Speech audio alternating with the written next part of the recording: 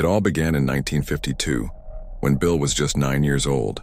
Playing in the backyard of his family home, he felt a sudden icy chill grip his body, like the breath of winter itself had clawed into his veins.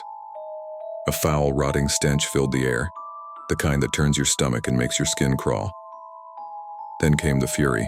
Bill's tiny hand seized a fence post thick as a man's arm, and with a strength no child should possess, he ripped it from the ground, wire and all, hurling it like a spear across the yard.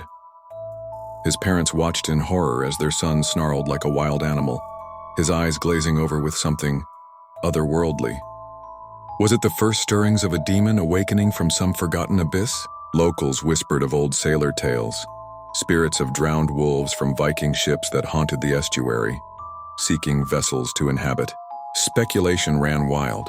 Perhaps Bill had disturbed a cursed relic on the beach, or maybe it was generational.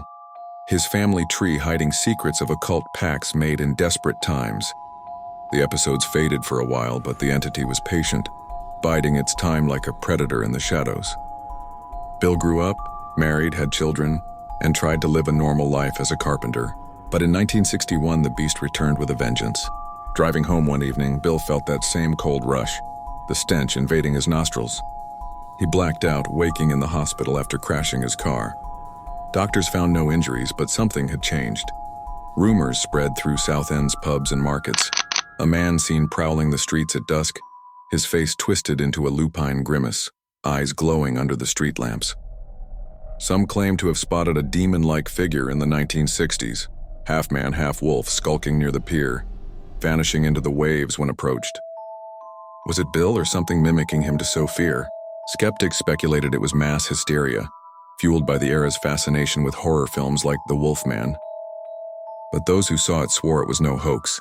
The air grew thick with malice, and pets howled in terror for nights after. By the 1980s, the possession escalated into pure horror. In 1983, Bill collapsed in a Southend street, convulsing and growling. Paramedics rushed him to the hospital, but en route he transformed. His face contorted, fangs bared in a snarl, and he lunged at a nurse, biting her arm with savage force. Restrained by police, he bent the bars of his cell like they were twigs, roaring with a voice that wasn't human. Officers later recounted the terror. It was like facing the devil himself.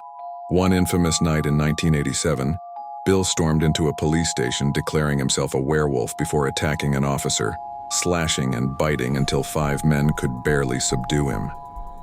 He was injected with enough sedatives to fell an elephant, yet he fought on, his strength demonic. Whispers turned to outright fear. Residents locked their doors, convinced the Southend Werewolf was stalking their town.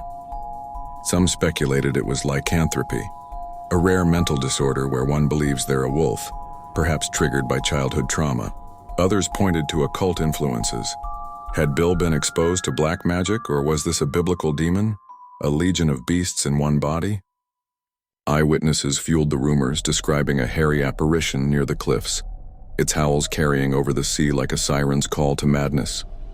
Desperate for answers, Bill's story caught the eye of famed paranormal investigators Ed and Lorraine Warren in the late 1980s.